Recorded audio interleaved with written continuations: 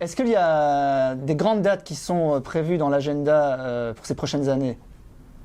Les grandes priorités. Ma première priorité, apprendre à surfer. Alors là, ça, c'est ce qui va primer surtout. Non, sérieusement.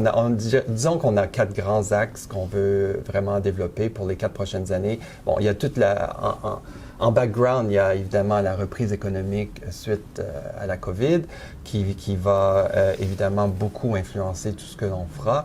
Mais Canada-Australie, au niveau des échanges économiques, beaucoup de potentiel. On a la plateforme du partenariat transpacifique qui est nouvellement entré en vigueur il y a maintenant peut-être 2 années. Le Canada, l'Australie en font partie. C'est un bloc économique de 11 pays. Donc, c'est une belle plateforme qui va nous permettre de développer nos relations davantage. Et je crois aussi nous aider, les économies respectives, à bâtir l'économie de l'avenir. Hein. Puis, on a une belle occasion ici. Il va y avoir beaucoup d'investissements publics. On s'attend pour relancer cette reprise à vraiment bâtir l'économie durable de l'avenir, donc notamment faible en carbone. Et une des tâches principales sera aussi d'attirer ces investissements australiens au Canada parce que avec le partenariat transpacifique, l'ALENA qui a été renouvelée, le Canada et l'Australie sont des belles portes d'entrée, respectivement, pour soit le marché nord-américain ou l'Asie-Pacifique ici en Australie.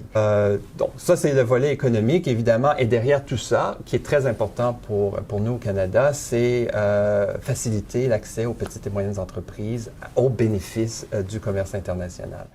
L'aspect culturel, évidemment, est un autre des grands axes. Les relations culturelles, que ce soit au niveau de nos populations autochtones, mais aussi de nos artistes. Les artistes ont été très touchés par la COVID. Donc, un des grands axes sur lesquels on va vouloir travailler, ce sera de bien développer ces industries culturelles, puis aussi faciliter ces échanges.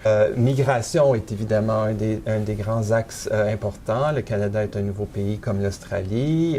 Nous avons une politique d'immigration active, et notamment immigration francophone hors Québec.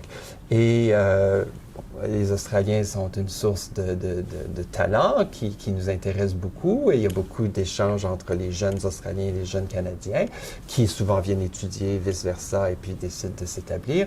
Mais il y a aussi toutes les îles du Pacifique où il y a une bonne population francophone qui a un grand potentiel pour l'avenir du Canada et maintenir le bilinguisme et la dualité linguistique. Et peut-être le dernier que je vais mentionner, évidemment, c'est servir nos Canadiens ici sur place, qui est très important.